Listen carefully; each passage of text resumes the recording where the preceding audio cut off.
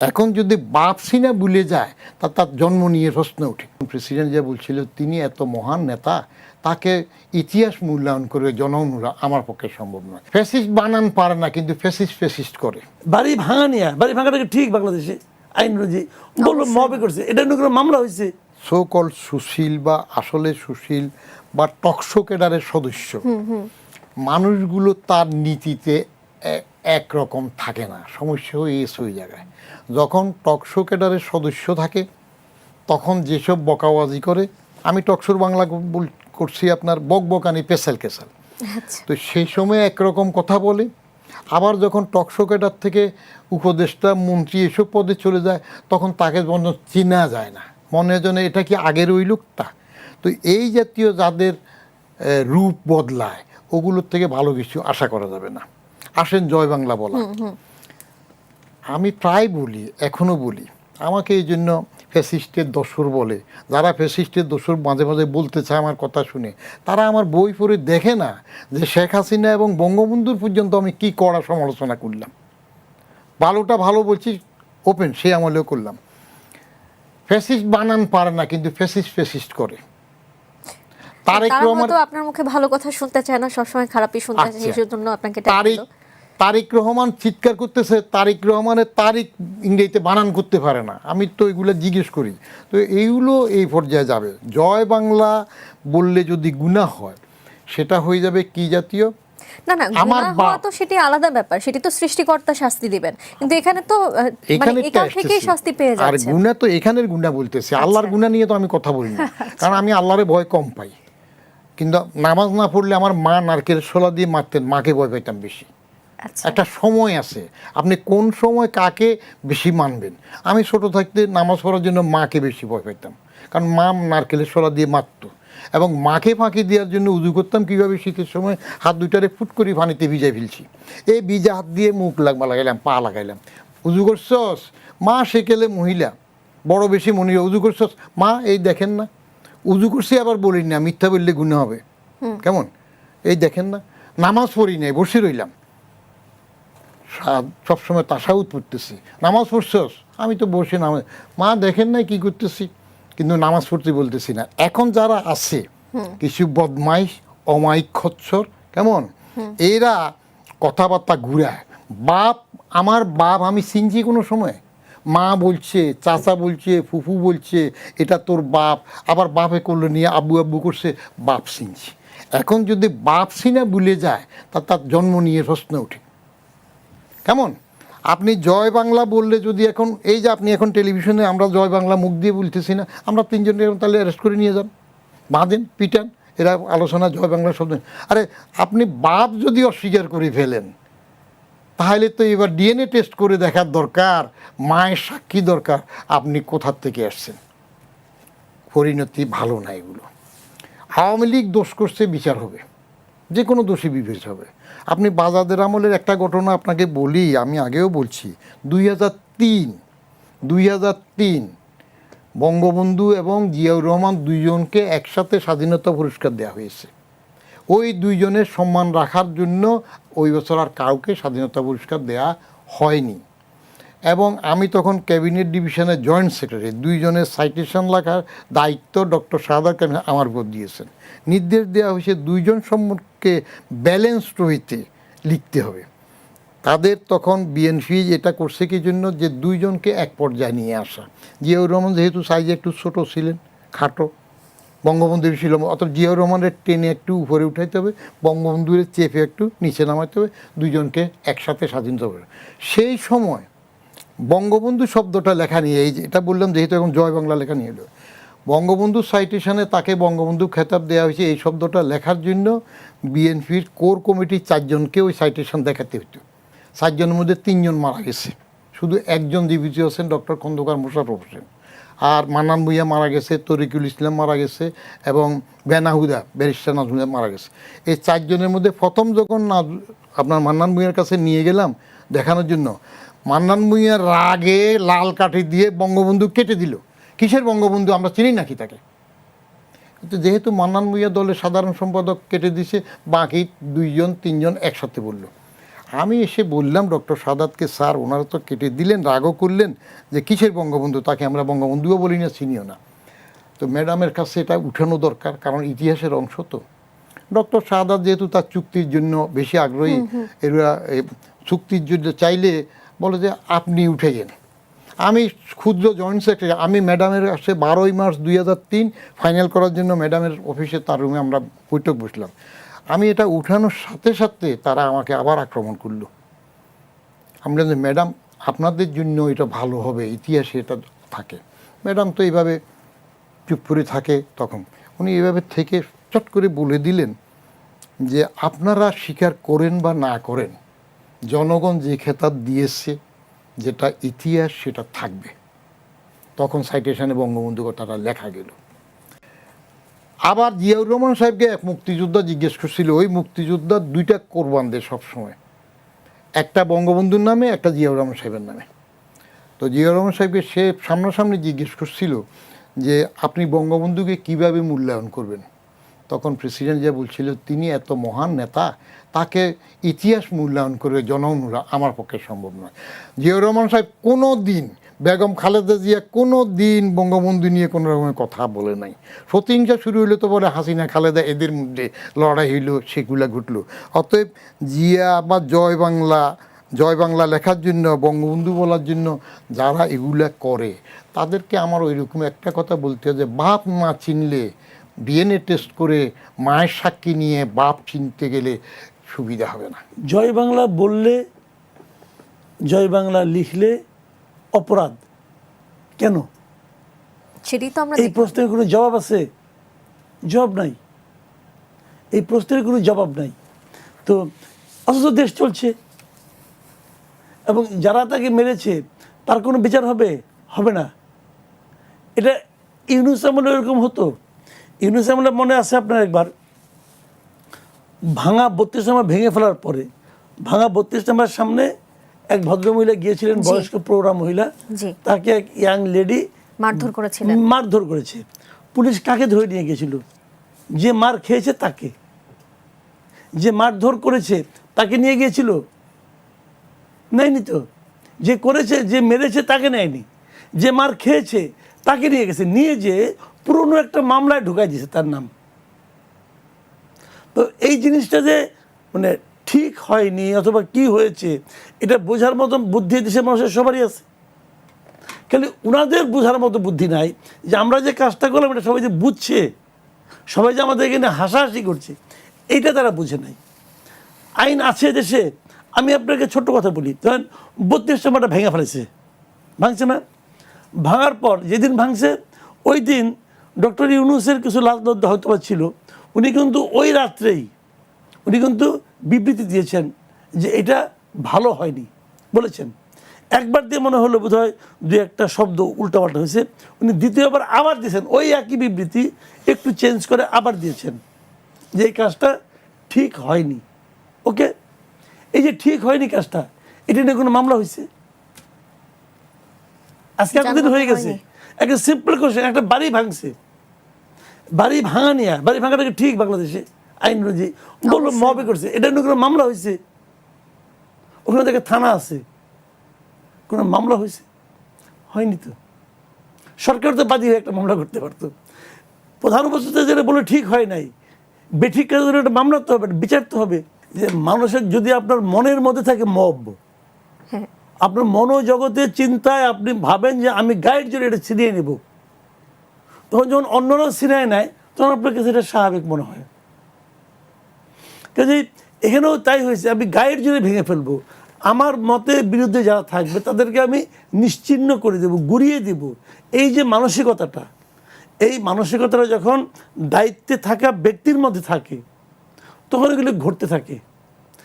যে ঘটনা ইউনূস সাহেবের আমলে ঘটেছে, সেই ঘটনারই ধারাবাহিকতা হলো এই জয় বাংলা লেখার কারণে তাকে গ্রেপ্তার করা। ওই ধারাবাহিকতা একই জিনিস, মানে মন মানসিকতার দিক দিয়ে একই আছে। তো এটা কি আইনের শাসন হলো? আপনি আমাকে এই কথাটা বলেন, এটা আইনের শাসন হলো? হলো না তো।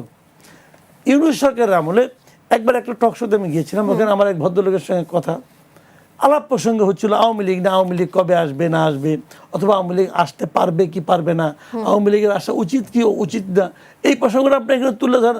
আমার সঙ্গে ওনার একটা তর্ক হতে পারে, উনি একটা মনে করতে পারেন, আমি আরেকটা মনে করতে পারি, এগুলো হতে পারে। কিন্তু ওই ভদ্রলোক বলে বসলেন কি, উনি আওয়ামী লীগ কোনো রাজনৈতিক দলই মনে করেন না। আওয়ামী লীগ হলো একটা মাফিয়া গ্রুপ। উনি বলছেন যে আওয়ামী লীগকে আমি কোনো রাজনৈতিক দলই মনে করি না, এটা একটা মাফিয়া গ্রুপ। এটা তো উনি ওনার চিন্তা থেকে বলেছেন, মানে এই চিন্তাটা উনি বিশ্বাস করেন সেই লোক এখন সরকারের প্রতিমন্ত্রী মর্যাদার একজন ব্যক্তি, সেই ব্যক্তি।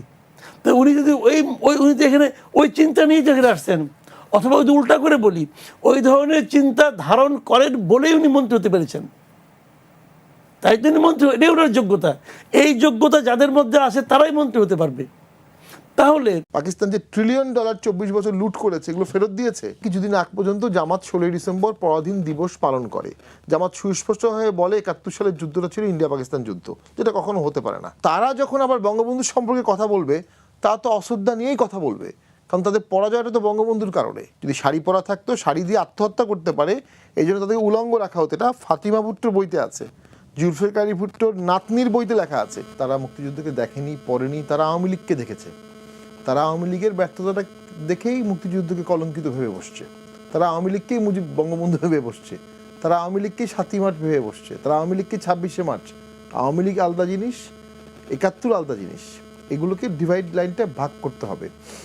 এটা আওয়ামী লীগের আমলে কিছু খারাপ কাজ হয়েছিল, যেমন জিয়াউর রহমানকে বলতো আইএসআই চর।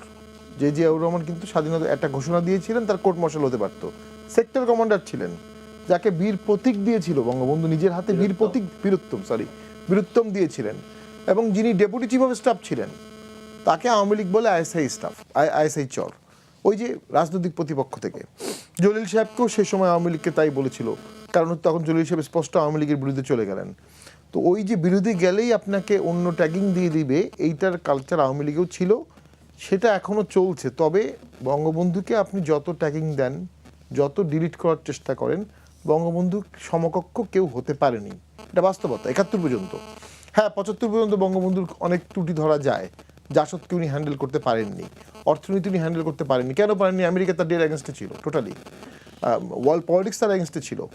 এবং 75-এ উনি গিয়ে বাকশাল করলেন, ওটা অ্যাম্বিশিয়াস একটা প্রজেক্ট। বাকশাল করার মতো প্রেক্ষাপট বাংলাদেশে কখনোই ছিল না। উনি চায়নার কমিউনিস্ট পার্টির আদতে একটা বাংলাদেশ করতে চাইলেন। ন্যাশন ইজ নট প্রিপেয়ার, তার দল প্রিপেয়ার না, কেউ প্রিপেয়ার না, কেউ চাচ্ছে না, কিন্তু উনি উৎসাহী হয়ে করছেন। মহিউদ্দিন আহমেদ সাহেব নামে একজন তাকে সেই সময় পরামর্শ দিত। তো ওইটা আমি মনে করি তার একটা ভুল ছিল।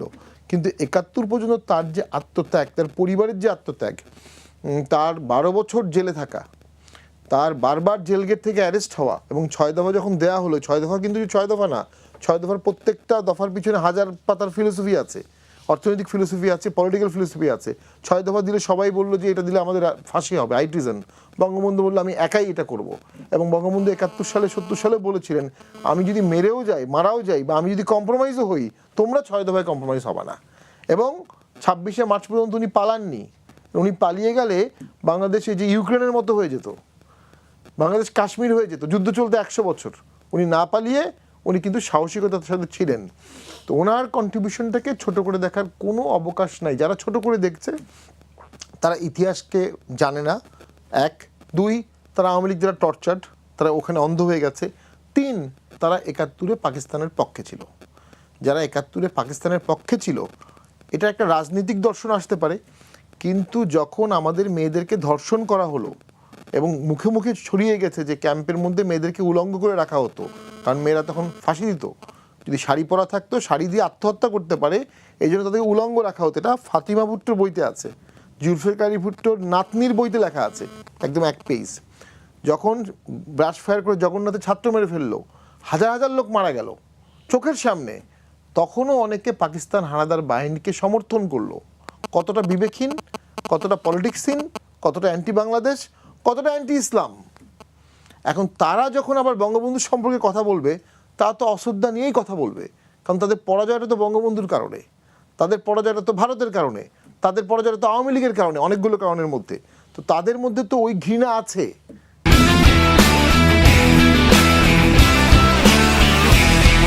থাকবে, সেটাই তো আমাদের রাষ্ট্রদ্বন্দ্বের কারণ। এখন আমাদের দুঃখের কারণ কোথায় জানেন? আওয়ামী লীগ বলেন বা এখানে আজিজ ভাই মুক্তিযোদ্ধা সিনিয়র, সুব্রত অনেক বড় আইনজীবী, অনেক বড় নেতা, নতুন প্রজন্মকে ওরা মুক্তিযুদ্ধ শেখাইতে পারেন না। দায়িত্ব তো রাষ্ট্রীয়। এখন রাষ্ট্রে তো যদি এখন সরকার যারা আছে তারা এটা কতটা অনুভব করবে, এখন বর্তমান সরকার ভাবতেই পারে যে এখন আওয়ামী লীগ ক্ষমতায় নাই, আমরা ক্ষমতায়, আমরা কেন এমন কিছু করবো যেটা পলিটিক্যাল বেনিফিট আওয়ামী লীগ পাবে। কারণ ৭১ আর আওয়ামী লীগ তো অনেকটা মিলে যায়। তো আমি এক তরুণকে বলতে শুনছি যে আমরা ৭১কে বাদ দিব। কেন বাদ দিবা? কারণ ৭১ রাখলে বঙ্গবন্ধু আর আওয়ামী লীগকে বাদ দেওয়া যাচ্ছে না, সো ৭১কেই বাদ দিয়ে দিচ্ছি। বাদ দিতে পারেনি, কিন্তু আলটিমেটলি ৭১ ফিরে আসবে। সোশ্যাল মিডিয়ার যুগে আপনি কোনো মিথ্যা ইতিহাস এস্টাবলিশ করতে পারবেন না, আপনি ন্যারেটিভস দিতে পারবেন। সেই ন্যারেটিভসে কিছুদিন অনেক লোকজন ঘোরের মধ্যে থাকবে, তারপর সে নিজে একবার সার্চ করে দেখবে যে তাকে যে ন্যারেটিভস দেওয়া হয়েছে এটা মিথ্যা ছিল।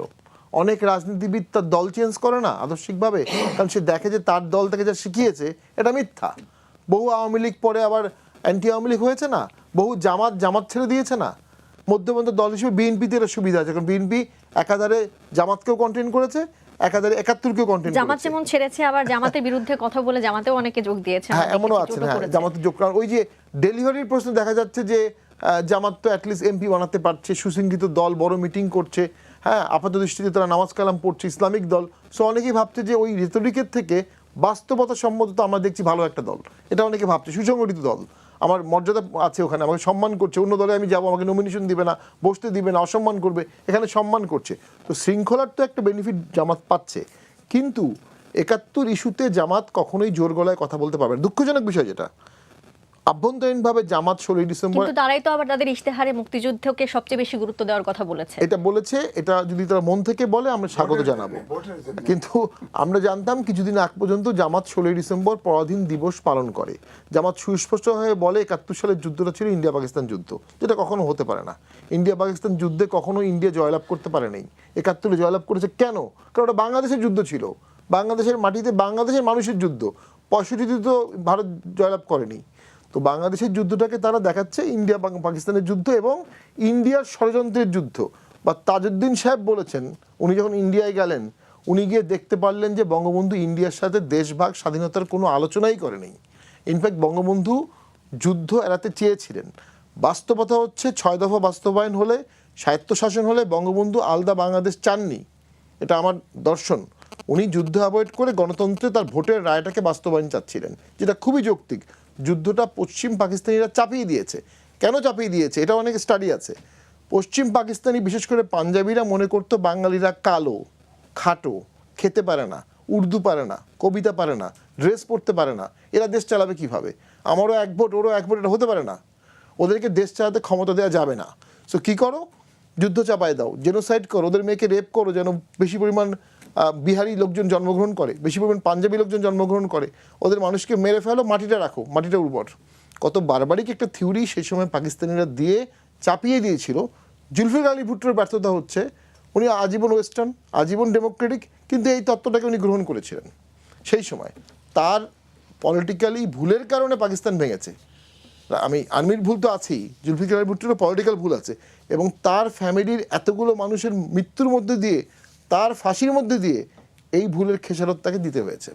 তো আমরা মনে করি এই ইতিহাসগুলো তো একদম জলের মতো পরিষ্কার, এখানে কোনো গোয়েন্দা তত্ত্ব, থিওরি, ষড়যন্ত্র দিয়ে এগুলোকে করা যাবে না। চোখের সামনে মানুষ মারা গেছে, আমার সুন্দরগঞ্জে বদ্ধভূমি আছে, চোখের সামনে ভাষা উর্দু চাপিয়ে দেওয়া হয়েছে, এগুলো তো মিথ্যা কিছু না। এগুলো তো করেছে, কেন করেছে? কারণ তারা আমাদেরকে লেসার জাতি মনে করতো, পশ্চিম পাকিস্তানি, বিশেষ করে পাঞ্জাবিরা।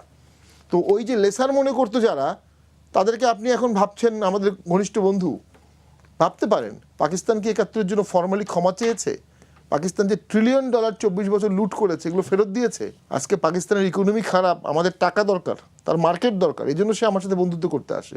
পাকিস্তান বাংলাদেশকে ঘৃণা করছে। পাকিস্তানের লবিংয়ের কারণে বাংলাদেশের মানুষ বাংলাদেশি পাসপোর্ট দিয়ে হজে যেতে পারে নাই ৭২, ৭৩, ৭৪ সালে। আজিজ ভাইরা বলতে পারবে, হজে যেতে পারেনি। হজের মতো সেন্সিটিভ বিষয়েও বাধা দিয়েছে। গোলাম আজম সাহেব ৭২, ৭৩, ৭৪ সালে বাংলাদেশ যেন রিকগনিশন না পায়, গ্লোবাল ক্যাম্পেইন করেছে। বঙ্গবন্ধু মৃত্যুর পর গোলাম আজম আসলেন, কাদের মোল্লা আসলেন, আরও অনেকে পাকিস্তান থেকে ফেরত আসলেন, জামাত রিভাইভ হলো, তখন ইসলামিক ওয়ার্ল্ড আস্তে আস্তে বাংলাদেশকে রিকগনিশন দিল। তো আমরা মুসলিম কান্ট্রি, মেরেছে আমাদেরকে মুসলিম, আর পৃথিবীর মধ্যে বাংলাদেশ একমাত্র মুসলিম কান্ট্রি যেটা আরেকটা মুসলিম কান্ট্রি থেকে স্বাধীন হয়েছে। তো এটাও কিন্তু গ্লোবালি একটা অত্যন্ত আমরা যখন গণতন্ত্রের প্রশ্ন আসে, যখন ন্যায় বিচারের প্রশ্ন আসে, তখন আমরা রেজিলেন্ট, আমরা প্রতিবাদ করেছি। 93